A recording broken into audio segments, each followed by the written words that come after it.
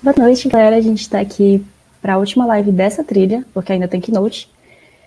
E vou aqui falar sobre a palestrante. Cadê? Estou procurando minha cola. Não, pera. Na real, eu tenho outras notícias para dar antes, porque eu estou nervosa de estar de host. Mas, seguinte, a Python Brasil é um evento gratuito. Vocês já devem ter ouvido isso por algumas trilhas. Mas a gente está ajudando na campanha da Mães da Favela, que é uma campanha da CUFA. Então, eu vou fazer a mesma coisa que sempre fazem e eu fico rindo das pessoas. Aqui do lado tem o QR Code, vocês podem doar por lá. Ou vocês podem também doar pela Eventbrite, que foi por onde a maioria se inscreveu. E caso você esteja chegando aqui agora, você também pode se inscrever por lá. Mas se você não quiser doar por lá, tipo, tudo bem, a gente entende. A inscrição é gratuita, então você pode só pular essa parte. Mas nós super incentivamos, porque a gente sabe que nesse momento que o país está vivendo, não ter comida é uma realidade. Então, é isso. Deixa eu ver o que mais que eu tinha que avisar. Vai ter campanha das PyLadies amanhã, acho que às 6 horas. Se alguém puder confirmar para mim, eu agradeço. E eu estou bem nervosa, gente, desculpa. Não era para estar aparecendo hoje.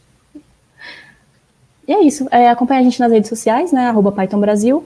Usem a hashtag PyBR2021. E eu vou anunciar a palestra, porque eu não sei mais o que é que eu estou fazendo aqui. Deixa eu só encontrar. Achei. A nossa palestrante de hoje é a Irene. Ela vai falar sobre como algoritmos de otimização podem auxiliar a engenharia de software. E o currículo dela é meio grande, então se eu falar alguma coisa errada, é a junção de nervosismo com currículo gigante. Ela é técnica de informática pelo IFRN, bacharel em tecnologia da informação pelo IFRN, atualmente trabalha na ThoughtWorks, eu não sei pronunciar isso, desculpa empresa, e cursa ciência da computação na Unidade Federal do Rio Grande do Norte. Amante das ações que auxiliam a diversidade e inclusão da área de tecnologia da informação, além de ser ativista em causas como igualdade de gênero, empoderamento feminino e, por fim, jogadora de xadrez. Ela faz tudo, né, basicamente. Então, muito boa palestra. Eu vou estar lá no canal do Discord pegando as perguntas. E é isso, boa palestra, vai dar tudo certo. Muito obrigada, Aline. Como a Aline falou, né, vou falar um pouco hoje sobre como algoritmos de otimização podem auxiliar a engenharia de software. Primeiro, vamos descrever, né, eu sou uma mulher branca, tenho um cabelo curtinho aqui perto das orelhas, estou vestindo uma camisa vinho, acho que é vinho, e com uma gargantilha preta que eu gosto bastante. Então, seguindo agora para a palestra, né, gente, eu vou falar um pouco de algoritmo de otimização e como a gente pode juntar essa área que, para muitas pessoas, ela é puramente acadêmica e envolve muitas pesquisas e coisas nesse sentido, mas que são bem distantes da realidade. Então, a ideia é a gente conversar um pouquinho aqui hoje. Fiquem à vontade para fazer perguntas, para mandar no chat, comentar, que no final eu vou reservar um tempinho para que vocês possam, para que eu possa responder as perguntas e a gente possa interagir um pouco. Daí, como a Aline falou, né? Primeiro eu queria me apresentar, meu nome é Irene, eu sou técnica informática e bacharel em TI na FRN, ainda estou ligada muito à questão universitária. Trabalho há quase 3 anos na Toto, mas antes disso eu tive muito contato com a área de pesquisa. No geral, desenvolvi vários trabalhos de pesquisa durante a universidade, sempre gostei muito de pesquisar e lá conheci essa área de otimização e como a gente poderia usar os algoritmos de otimização para resolver problemas, né, da nossa realidade. E acho que os professores, pelo menos dessa área, eles têm uma preocupação da gente estar sempre linkando como a gente pode usar esses problemas e usar essas formas de resolvê-los com a nossa realidade, né, com problemas reais e como a gente pode utilizar isso para facilitar a nossa vida, né? Mas antes disso, tenho que fazer meu merchan. Trabalho na TOTOS, né? Como eu já falei, sou muito adepta das causas de diversidade, de inclusão, e a TOTOS, ela trabalha muito fortemente nesses aspectos também. Meu e-mail está aqui, as minhas redes sociais, tudo vocês podem falar e me encontrar com esse arroba, Irene Ginani, então Twitter, Instagram, se vocês quiserem interagir um pouco, perguntar um pouco da empresa, no LinkedIn também. Hoje eu não vou estar falando de como a gente trabalha, como é o dia a dia na TOTUS, mas se vocês tiverem algum interesse nesse aspecto, quiserem trocar uma ideia, eu também sou super aberta para a gente conversar um pouco e trocar experiências, né? Acho que quando a gente tem uns eventos presenciais, isso é bem forte, principalmente na Python Brasil, que é um evento maravilhoso para networking, troca de experiências, mas não quero perder isso, então se vocês quiserem interagir ainda pelas redes sociais ou LinkedIn ou e-mail, vocês podem entrar em contato, que eu vou estar feliz de conversar e trocar ideias também sobre essas questões mais voltadas para a empresa. Aqui eu tenho um pouquinho da agenda do que vai ser falado hoje. Então, minha ideia é dar uma pincelada assim, sobre as questões em relação à otimização, né? Introdução aos problemas de otimização, como esses problemas surgiram, não historicamente, mas de onde eles vêm, né? Quais são as metodologias que a gente usa para tentar resolver esses problemas. E aí, depois, eu queria linkar um pouco isso com a engenharia de software, né? Que é um meio que eu estou diretamente envolvida, seja pelo trabalho, seja pelas minhas áreas de interesse atualmente. E eu acabo sendo ligada e gosto de linkar essas duas áreas, porque quando eu estava na faculdade, assim, de forma integral, com pesquisa e tal, eu gostava muito da área de otimização, achava uma área extremamente interessante. E hoje em dia, como tenho vivenciado mais a engenharia de software, é outra área que eu também gosto bastante. Então, para mim, juntar as duas está sendo bem bacana. Como a Aline falou, ainda estou cursando ciência da computação, né? Mas agora eu estou fazendo meu trabalho de conclusão de curso, então foi nesse trabalho que eu conheci a junção dessas duas áreas, assim, de como a engenharia de software se liga de alguma forma aos problemas de otimização. E tenho começado a estudar e tentar desenvolver trabalhos nesses aspectos, né, para conseguir terminar o curso. Mas como eu falei, é uma área que eu gosto bastante, então se vocês também depois puderem trocar ideias sobre que vai ser apresentado aqui, até pelas redes sociais, e-mail, também vai ser super bem-vindo. Então, vamos lá, né? Primeiro, antes de falar sobre os problemas em si, eu queria falar um pouco sobre grafos, né? O que são grafos? Grafos são estruturas de dados e a maioria desses problemas de otimização e de decisão, eles têm uma ligação com os grafos. Basicamente, eles são estruturas compostas de vértices e arestas, né? Então, vocês podem ver aqui, por exemplo, o círculo redondo, né, com a letra dentro, ele é um vértice. E quando a gente tem essa ligação entre dois vértices, a gente considera as arestas. E aí, basicamente, um grafo é isso, né? Um negócio cheio de vértices e arestas. E eles têm vários tipos de grafos diferentes, né? Como eu estou mostrando aqui, a gente tem um grafo não dirigido, que é quando a gente tem arestas sem ter as setinhas. A gente tem um grafo dirigido, que basicamente uma aresta sai de um ponte para atingir um alvo, né? Por exemplo, quando a gente tem uma seta ligando dois vértices, a seta ela sai do nó de origem e ela vai até o nó alvo. E a gente ainda tem grafos ponderados, né? Que é quando essas arestas elas vão ter um peso para você conseguir atingir um nó alvo. Não necessariamente é um grafo direcionado, mas ele tem um custo para você sair de um ponto A e chegar num ponto B. Daí, só observando a estrutura de um grafo, a gente já pode fazer vários links, né? Por exemplo, dependência de tarefas, ou então mapeamento de rotas, ou sair de um ponto A numa cidade e chegar até um ponto B. Então, assim, a gente vai conseguindo trazer os grafos para os problemas reais que a gente tenta resolver na engenharia de software. Daí, dentro desses problemas, que existem inúmeros relacionados aos gráficos, a gente vai ter a complexidade de resolver um problema em gráfico. Essas classes que estão listadas aqui, né, NP, NP difícil, NP completo, elas são muito ligadas à complexidade computacional e elas, de certa forma, também são ligadas a problemas de decisão. O que é um problema de decisão? É quando eu tenho um problema que a solução ela pode ser impressa como sim ou não. E aí, a melhor solução para aquele problema já vai ser um problema de otimização, né? Porque ela vai tentar atingir a melhor solução para aquele problema. E aí, a gente tem a classe dos problemas P, que não está lixada aqui porque são problemas polinomiais, né? Que a gente consegue ter o sim e o não do algoritmo de forma polinomial, ou seja, num tempo que ainda seja interessante para quem quer ter essa resposta. Quando a gente tem os problemas de NP, eles são problemas que têm uma solução polinomial, se a resposta for sim, e a gente consegue ter uma certificação, a gente consegue atestar que aquele sim é verdade, mas se a resposta for não, a gente não consegue provar o porquê é não.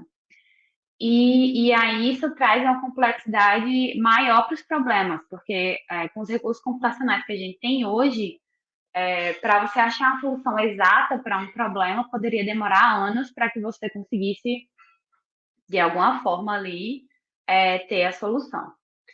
Daí a gente tem os problemas NP difíceis, que eles não necessariamente são relacionados a problemas de decisão, mas quando eles têm essa interseção com os problemas de decisão, eles são considerados problemas NP completos, né? Porque eles podem ser reduzidos e criar uma equivalência entre esses problemas. Ainda é um conceito muito matemático, né? De provas matemáticas e como a gente consegue criar uma equivalência entre esses problemas e provar que eles estão dentro dessa classe, né? De NP. Existe até uma das maiores questões assim, computacionais é tentar provar se P é igual a NP, e as pessoas não conseguiram provar se isso é verdade ou se isso é mentira, mas a computação atualmente acredita que isso não é verdade, né? Que o NP não é igual a P, mas se eles chegarem um dia a ser iguais, estima-se assim que a gente teria grandes mudanças do jeito que a gente tem os nossos recursos computacionais e etc. Mas essa é uma parte muito complexa também. Acho que se eu fosse me aprofundar mais nisso, a gente ia acabar passando a palestra inteira aqui, então vamos adiante. Daí, esses problemas, né, que são problemas NP completos, NP difíceis, a gente tem diversos problemas que podem ser elencados nessas categorias. Eu trouxe aqui alguns dos problemas, acho que um dos mais conhecidos, assim, em grafos. E aí, para vocês terem uma ideia desses problemas, né, mas talvez vocês consigam linkar com a realidade, acho que o caixeiro viajante é o mais simples, assim, de a gente pensar numa solução, ou pensar num problema aqui isso aplicado no dia a dia. E aí, só falar um pouco deles para vocês entenderem que tipo de problemas a gente está querendo abordar. Então, o do caixeiro viajante é um problema que, basicamente, existe a teoria, né, que existe um caixeiro viajante que ele quer passar por diversos pontos, diversas cidades, vendendo seus produtos e depois ele quer retornar para a sua cidade de origem. E aí ele, logicamente, ele quer usar o menor caminho para passar pelos diversos pontos e retornar para a sua origem. Um outro problema seria a cobertura de vértices, que é quando a gente tem um grafo e a gente quer escolher um subgrupo, um subgrafo desse grafo geral, o qual todos os arestas do grafo eles estejam incidindo em pelo menos um vértice desse subgrupo. Então, quando a gente tem a coloração aqui vermelha diferenciada para os vértices, a gente está querendo dizer que se eu escolher o vértice, esses dois vértices vermelhos, todas as arestas poderiam estar incidentes em pelo menos um desses vértices, como vocês podem ver aqui e como vocês podem ver nesse outro exemplo também. O problema do clique é a gente tentar, dado um grafo, escolher todos os subconjuntos que representam aquele grafo de forma a ser um grafo conexo, né? O que é um grafo conexo? Aqui eles estão se ligando os vértices pelas arestas. Então, aqui nas cores também, vocês podem ver o grafo que ele está vermelho, né? Ele é um subgrafo completo, porque eles se ligam, os dois vértices. O em azul também, porque eles também estão todos conectados. E o 3, isoladamente, também seria um subconjunto desse grafo, né? E, por fim, o problema do ciclo hamiltoniano, que seria eu conseguir passar por todos os vértices presentes naquele grafo sem repetir nenhum vértice. Então, eu quero formar um ciclo naqueles vértices, naquele subconjunto que eu escolhi, e eu não quero repetir nenhum caminho. Vocês podem ver que esse do ciclo hamiltoniano ele é bem parecido com o do caixeiro viajante, mas ainda assim são problemas diferentes, porque o caixeiro viajante eu quero escolher o menor caminho, quero o caminho com menos custo, enquanto o ciclo hamiltoniano eu só estou interessada em passar por todos os vértices. E aí, cada objetivo que a gente inclui nesse problema, ele de alguma forma dificulta ainda mais o problema. Então, por exemplo, eu quero ter um ciclo hamiltoniano, mas eu quero ter com menor custo. Então, já seriam diferentes objetivos. E aí, nessa área de problemas de otimização, a gente também tem os estilos de problema que são monoobjetivos, ou seja, eles tentam maximizar ou minimizar uma função de saída buscando apenas um objetivo, ou a gente teria multi-objetivos, né, que são minimizar um aspecto, maximizar outro aspecto, e muitas vezes isso também dificulta ainda mais na elaboração daquele algoritmo, porque muitas vezes os objetivos eles são conflitantes, o que dificulta, né, como você vai maximizar um ponto e minimizar outro se eles têm algum conflito ali entre os objetivos. Beleza. Dado isso, já que a gente não tem como resolver os problemas, até existem algoritmos exatos, mas eles têm um custo computacional e de tempo, né, que muitas vezes a gente não consegue resolver ele rapidamente. Por exemplo, vocês podem pensar numa aplicação. Hoje em dia, o Uber e o Waze também, né, eles têm, por exemplo, adicionar paradas nos aplicativos. E aí eu quero ir num canto, ir em dois lugares de da minha cidade, depois retornar para minha casa. O que poderia caracterizar esse problema do caixeiro viajante, né? Porque eu teria uns pontos para passar e depois eu quero voltar para o ponto de origem.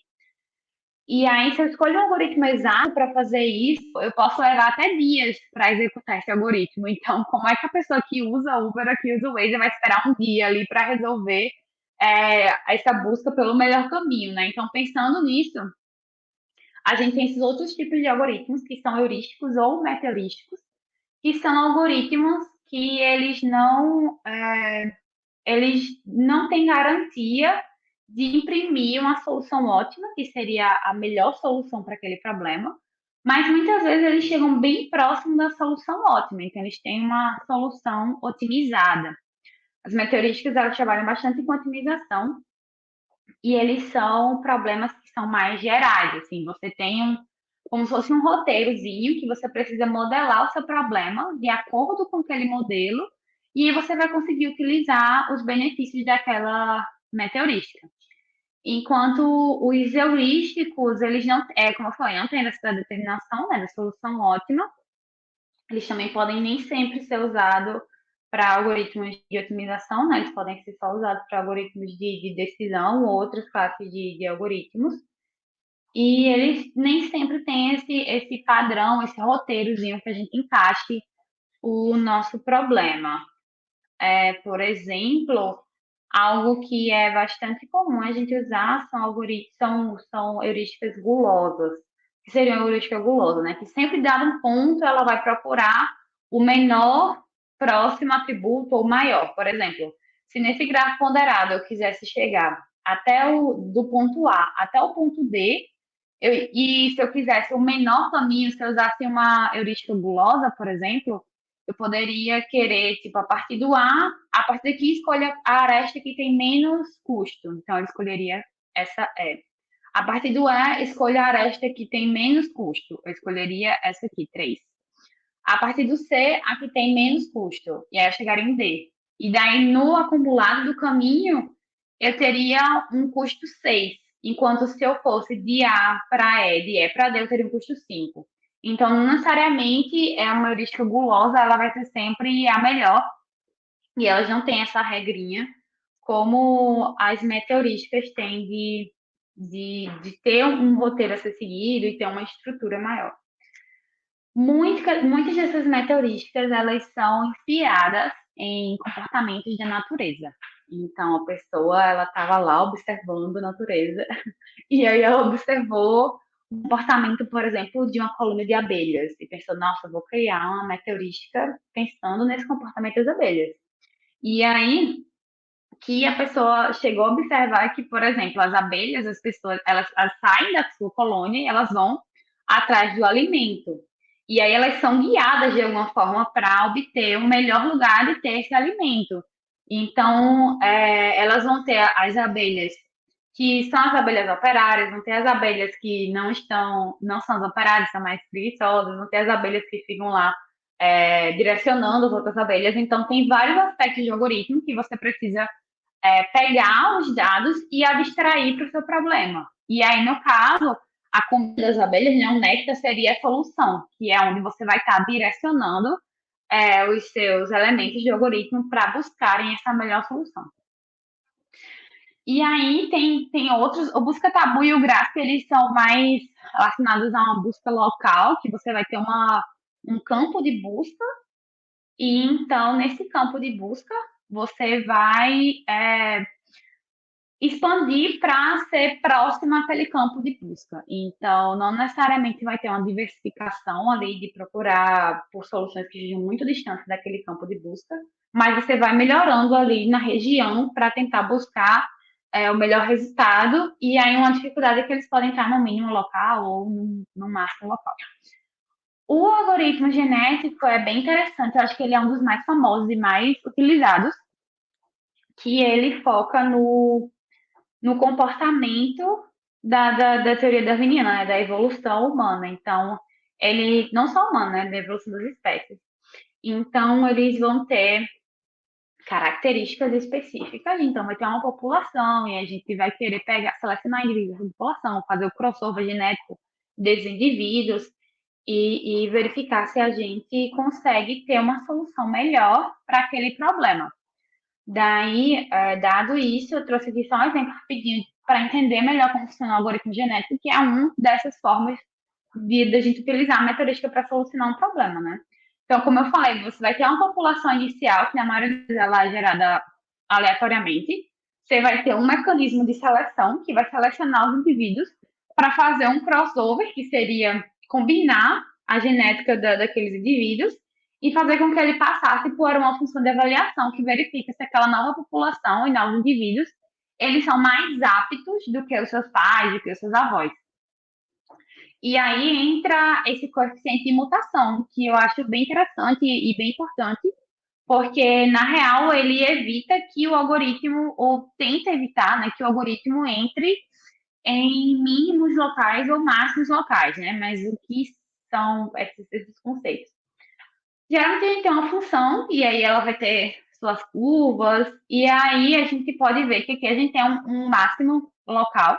Então, ali aqui, nessa região aqui, né, próxima, ele é a melhor solução para o problema. Mas se você olha o todo, eu tenho um máximo global, que ele vai ser o melhor ponto daquela função, né, o maior ponto daquela função. Então, se vocês observarem, por exemplo, como eu estava falando dos algoritmos de busca local, talvez eles só avaliassem a vizinhança dessa solução e acabassem achando que esse era um ótimo resultado, sendo que mais para frente eu tenho um resultado ainda melhor. E aí, esse coeficiente de mutação, ele serve para diversificar a população. Então, para pegar um gene aleatório, inserir na minha população e ver como é que ela se comporta, dado aquela mutação que ela sofreu, né? Talvez você tivesse indivíduos muito próximos do máximo local e quando você aplica a mutação, eles são redirecionados para próximo do máximo global. E aí acaba melhorando a aptidão dos seus indivíduos na população. Beleza, Irene, massa. Achei muito legal todo esse conceito matemático, todos esses algoritmos, todo esse negócio de otimização. Achei legal demais. Mas e aí? Como é que esse negócio aí entra no meu dia a dia? Como é que eu posso pensar em utilizar isso de alguma forma nos problemas que eu tenho no meu time, nos problemas que eu tenho na minha aplicação? Como é que isso de alguma forma pode ser utilizado? Estou aqui para tentar resolver este problema. Então, a engenharia de software ela não vai ser diferente de muitas áreas da computação que existem problemas mais complexos de serem resolvidos. Enquanto eu falava assim para vocês, eu fiquei pensando muitos problemas que podem ser modelados em um gráfico, como eu falei, né? De dependência de atividades, dependência de requisitos, de testes, coisas que podem ser modeladas. Praticamente, se você pensar em algo que pode ser modelado em um gráfico, talvez você chegue num problema de gráfico que já é super conhecido e super estudado, então você possa aplicar algum tipo de estudo ou de solução que foi pensada para aquele problema e que vai otimizar o seu problema de alguma forma. E aí, dado esse pensamento, né, surge toda uma área que é a Sort-Based Software Engineering, né, a SBSE, que é a área que une esses dois conhecimentos, né, a engenharia de software e os problemas de otimização em gráficos, né, problemas com... Então, a gente também usa essas técnicas de metahurísticas e heurísticas para resolver esses problemas dentro do que a gente pode observar na engenharia de software. Daí, essas são algumas áreas que são estudadas dentro da SBSE para resolver alguns problemas. Então, na engenharia de requisitos, tem alguns problemas voltados para isso, na área de teste de software, planejamento de projetos, otimização do código-fonte, né, que seria a questão de refatoração e análise estática de código, e na estimativa de software. Eu trouxe alguns exemplos de alguns trabalhos que foram feitos nessa área e que tentam, de alguma forma, otimizar o dia a dia, né, das pessoas dentro dessa área. Beleza, primeiro, os requisitos, eles são coisas bem complexas. Vocês sabem que podem vir de diferentes stakeholders, né, na nossa aplicação, dependendo do tamanho dessa aplicação. Vão ter diferentes pessoas que necessitam que a gente faça alguma funcionalidade, que atendam uma certa necessidade. E além de eles poderem serem pedidos por várias pessoas, a gente ainda vai ter a dependência entre os requisitos, né? Então, talvez a gente só consiga entregar uma solução quando X, quando a Y já está feita. E aí, isso deixa a complexidade ainda maior de como a gente pode entregar esses requisitos e fazer esse planejamento. Daí, a engenharia de requisitos, o principal uso dessas técnicas é para o planejamento de releases. Então, as pessoas, elas veem, né, os requisitos, elas chegam com esses requisitos e aí, de alguma forma, elas tentam atribuir um nível de certeza àquele requisito para que ele possa ser priorizado e feito antes, já que é certeza que a gente precise. Por exemplo, se você está fazendo um e-commerce, é certeza que o usuário precisa de um cadastro, de um login. Então, esse nível de certeza do requisito traz ele para ser priorizado antes, assim como se tem muitos outros requisitos dependendo dele. E aí a ideia seria ter também um grau de satisfação com aquela entrega, por exemplo, qual o grau de satisfação do cliente se a gente entregar requisitos A, B e C juntos. E aí tentar maximizar esse grau de satisfação com toda a lista de requisitos já pré-definida. E uma vez que a gente tem alguma ferramenta ou já um algoritmo pronto para fazer isso, isso pode ser executado sempre que novos requisitos surgirem ou de acordo com as sprints e assim como o time desejar. Em relação à otimização de código-fonte, seria uma otimização levando em consideração questões de refatoração e análise de código estático, né?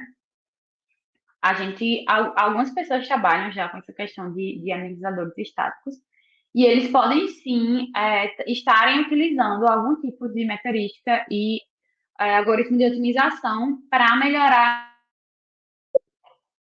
É necessário que a gente defina alguns parâmetros, né? Por exemplo, quais padrões de projeto a gente está desejando melhorar esse código, inserir, para que o algoritmo reconheça padrões e possa modificar aqueles padrões por algo que se deseja. Como alguns padrões de engenharia de software já são conhecidos, como Strategy, Decorator e etc. Então, aqui tem um gráficozinho de como os projetos eles têm lidado com essa otimização de código-fonte, né? Então, o algoritmo ele vai ter a entrada que vai ser o código-fonte que você deseja otimizar, e aí depois disso ele vai vai modificar aquele algoritmo para ser um grafo de fluxo, que basicamente é um grafo direcionado, mas que as tarefas que estão acima, as de baixo, são dependentes dela. E aí elas são dependentes porque elas podem criar, por exemplo, uma condição de if. Quando eu tenho duas arestas assim, saindo do mesmo nó, isso pode representar uma condição de if, né? Se o meu algoritmo tem a resposta tal, faça isso, se não, faça aquilo. O que determina dois caminhos diferentes para aquele fluxo do algoritmo. Quando a gente tem uma série assim retornando, pode simbolizar um loop, por exemplo, né? Que isso vai ficar em loop até atingir uma certa condição. Daí, posteriormente, essa transformação, né, que seria a leitura desse algoritmo e conseguir transformar ele nesse gráfico de fluxo, a gente aplicaria algumas representações e operações que modificariam aquele sistema para assim ter uma nova representação e uma saída final, teoricamente, com o algoritmo otimizado. Em relação à gerência de projetos, ela também está um pouco ligada com a questão dos requisitos, né? Então, esse planejamento de releases, por exemplo, também pode entrar na parte de gerência de projetos. E, além disso, teria, por exemplo, outros tipos de planejamento, né? Como mitigação de risco e alocação de pessoas em projetos, porque também é uma tarefa bem difícil de ser feita, dado que a gente tem algumas dependências entre as pessoas, né? E as pessoas às vezes têm que sair de férias ou precisam tirar um tempo, não estar trabalhando, ou precisam estar em outro projeto. Então, montar esse quebra-cabeça de quem vai estar onde também pode ser modelado como um grafo, né? E a gente tentar resolver os problemas dos grafos dada aquela configuração de pessoas. Por fim, a outra área que eu escolhi para falar um pouco é a de teste de software. Essa é a que eu tenho mais assim embasamento para falar, porque o meu TCC é voltado para essa área, é uma área que eu gosto bastante, tudo que envolve a parte de qualidade, de como a gente pode trazer uma maior qualidade para o código, ter entregas com a maior qualidade para o cliente, fazem brilhar meus olhos também, além da área de otimização.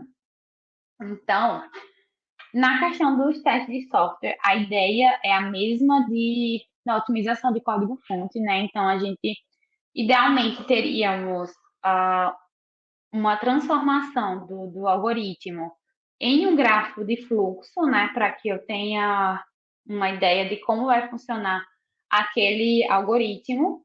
E dado que cada aresta simboliza um caminho a ser perseguido, dada uma entrada, a ideia seria gerar entradas para aquele gráfico de fluxo, de modo que eu pudesse percorrer o maior número de arestas possível.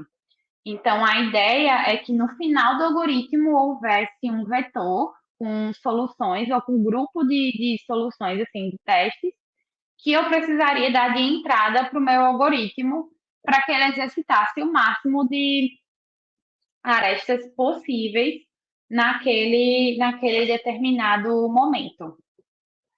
Então, eu trouxe aqui também um exemplo de como isso iria funcionar com um algoritmo super simples, né? Por exemplo, se eu tivesse um algoritmo que testa se dado uma entrada X, essa entrada ela é par ou ímpar. Então, eu teria primeiro essa variável X, depois eu ia passar ela por uma condição. Nesse caso, verificaria se aquele X dividido por zero, se o resto dessa divisão é igual a zero. E então eu teria verdadeiro, então retornaria sim, ou falso, retornaria não. Então, para esse caso específico, eu tenho duas entradas possíveis que teoricamente já cobriria todo o meu algoritmo, né? No caso, teria um número ímpar e um número par. E aí, a gente poderia uma saída para esse algoritmo, né? De quais possíveis entradas de teste exercitariam mais o meu algoritmo, poderia ser 1 e 2, por exemplo. E aí, isso já cobriria, teoricamente, todas as arestas do meu grafo e já seria uma boa solução para que a gente pudesse exercitar todas as condições daquele algoritmo. Claro que esses trabalhos não excluem outros tipos de testes, né? Porque, nesse caso, ele está preocupado com a cobertura de arestas desse gráfico de fluxo especificamente. Mas existem outros diversos testes que podem ser feitos, né? Testes de borda, testes de estresse, outros tipos de testes que não estão inclusos nesse algoritmo especificamente, mas que já trazem uma segurança para a pessoa que está desenvolvendo e quer ter uma boa qualidade na sua entrega. E aí, eu botei assim, como podemos aplicar esses problemas reais? Mas eu acho que todas essas aplicações que eu falei já são problemas reais do dia a dia das pessoas e já conectam bastante com essa parte de otimização. Mas é importante utilizar linguagens, né, que deem essa flexibilidade de tanto tratar gráficos quanto manipular grande massa de teste, porque geralmente quando a gente desenvolve uma meteorística para um algoritmo específico, para um problema específico, a gente espera que ele seja testado com uma grande massa de testes, tenha benchmarks enormes, para que a gente consiga ter uma boa noção da eficiência, de quanto ele demora para executar, de quanto é a porcentagem, o quão próximo da solução ótima as soluções que a gente está imprimindo são. Então, é importante ter bastante entrada de teste para esses algoritmos. Além disso, podemos também já utilizar ferramentas que já estão prontas, como essa EvoSuite, a ferramenta que trabalha com esse último problema que eu falei, né, dos testes, que eles já tem alguns trabalhos que a utilizam e que conseguem se manipular de alguma forma e ter as saídas que são necessárias para exercitar um algoritmo, um problema específico. Então, a gente pode tanto produzir esses algoritmos, quanto a gente pode utilizar algo que também já está na literatura. Então, ultimamente tem tido muitos trabalhos relacionados a essa área. Então, acho que a última dica é essa, né? Ficar atento aos trabalhos, porque existem muitos trabalhos que são feitos nessa área, inclusive trabalhos que testem algoritmos mais complexos, assim, por exemplo, pesquisando nessa área de testes, eu vi um artigo falando sobre como eles implementaram esse problema dos testes, né? Como eles geraram dados automáticos para a entrada de testes de uma API REST, que já é um algoritmo bem maior do que testar se um número é par ou ímpar, né? Então, ficando atento à literatura, eles também trazem bastante as informações e o que a gente precisa para talvez começar nosso próprio trabalho. E aí, como eu falei, né, a importância de ficar atento para esses trabalhos que vêm sendo feitos ultimamente, né, a área ela tem crescido bastante em termos de pesquisa. Esse gráfico ele é só para a área de gerência de projetos, mas as outras áreas, a área de testes é o campo da SBSE que possui mais artigos relacionados. Então, é uma área que também tem crescido bastante e tem sido cada vez mais estudada, gerando mais informação e mais estudos para as pessoas que querem se desenvolver nessa área. E aí, gente, é isso. Eu espero que vocês tenham entendido. Eu sei que foi muita informação mesmo. Às vezes é um pouco difícil de assimilar, mas eu estou aqui. Se vocês quiserem conversar um pouco sobre isso, se querem trocar uma ideia, tirar dúvidas, vou deixar esse tempinho agora no finalzinho da palestra para a gente poder tirar dúvidas. E é isso. Obrigada. Muito obrigada pela palestra. Vou usar aqui a minha vantagem de estar como host para dizer que grafos é um assunto que eu acho muito legal, mas que quanto mais eu vejo, mais eu percebo que eu não sei nada. Então é uma palestra que com certeza eu vou voltar a assistir de novo, fazer anotação. E por enquanto temos uma pergunta, que é do Koducos. Ele perguntou: como você faz para atuar no mercado e ao mesmo tempo acompanhar as novidades da literatura acadêmica? Então, acho que para mim o TCC tem ajudado, porque a gente tem que estar sempre estudando, né, para conseguir ter o TCC e tal, mas acho que eu continuo muito ligada, assim, aos grupos de pesquisa da universidade. Então, a gente está sempre trocando ideia na faculdade, na universidade que eu estudo, a gente tem um grupo específico para problemas de otimização e para as pessoas que se interessam nessa área. Então, a gente está sempre trocando figurinha ali também, do mesmo jeito que no trabalho tem alguns projetos que são mais próximos, pessoas que são mais próximas para a gente trocar uma ideia sobre algum problema. Eu também tenho esse network de pessoas na universidade, né, que auxiliam nessa troca de informação. Ok. Ainda tem 3 minutos, eu vou aproveitar para fazer uma pergunta que, assim, no tempo da faculdade, né, tempão atrás, eu estava vendo grafos e eu estudava basicamente no caderno. E para mim era horrível, porque, assim, às vezes você liga uma aresta e aí não dá para visualizar como é que tá. E eu queria saber se você conhece algum software, algum site, alguma coisa que daria para eu colocar lá os meus. Eu esqueci o nome das coisas, você acabou de falar. Mas que daria para visualizar isso de uma forma mais fácil, sabe? Porque de ficar anotando direto no caderno é caos. Sim, mas é porque, como eu falei, Aline, grafos são vértices e arestas, né? Tipo, eu sempre achei engraçada essa definição, porque é tipo, é um coiso com vértices e arestas. Tipo, um negócio lá que, sei lá o que é, só tem vértices e arestas. Então, qualquer coisa assim que você possa montar um gráfico de fluxo ou algum tipo de fluxo, tipo, eu já usei diagramas, tipo aquelas aplicações que fazem diagrama UML, por exemplo, para representar gráfico, porque são vértices e arestas. Então, o mais simples que foi até esse que eu fiz o algoritmo de pau ímpar foi o próprio Google Desenhos, assim, eu abri um desenho lá e criei as caixinhas e fui puxando as setinhas e ficou já super, para mim ficou bem claro. Mas é legal desenhar também, eu gosto também de desenhar. Eu gostava, mas na hora da prova, assim, não ajudava muito. Sim, Tem uma pergunta, só vou pedir para responder ela rapidinho, porque eu esqueci algumas coisas. A Dorilson perguntou: saudades do IFRN, João Câmara? com certeza. Há tempo, acho que quando a gente tá no ensino médio é aquela coisa, a gente é feliz, não sabia, depois a gente cresce, depois a gente fica mais velho, quer voltar para o ensino médio. Mas muito, acho que o Instituto é uma instituição que eu vou carregar no meu coração para sempre, por trazer oportunidades pra gente, né? Eu joguei xadrez no IF, eu tive bolsa de pesquisa no IF, eu fui monitora no IF, então eu pude, ainda no ensino médio, ter me conectar com várias coisas diferentes que uma instituição de ensino médio normal com certeza não me proporcionaria. Então, sou super advogada do IF. Quem tiver a oportunidade de entrar ou quiser, por favor, faça isso, porque é uma instituição maravilhosa. E tem professores incríveis, eu adorei. Beijo. Ok. E por questão de tempo e questão de exemplo, eu esqueci de me descrever. Eu sou uma mulher branca, cabelo cacheado curto, mais ou menos na altura do ombro. Ele tá assanhado, mas ok. E que no sábado vai ter Assembleia das PyLadies. Eu informei o horário errado. É 6h15 da noite, não é às 6, é 6h15. E é exclusiva para mulheres, mas qualquer mulher que estiver no Discord pode participar. Caso você ainda não esteja com a permissão de PyLady, marca a organização que a gente coloca. E que vai continuar a programação lá na trilha do Keynote da Gabi, que por acaso também é do Rio Grande do Norte, trouxe PyLadies para o Brasil.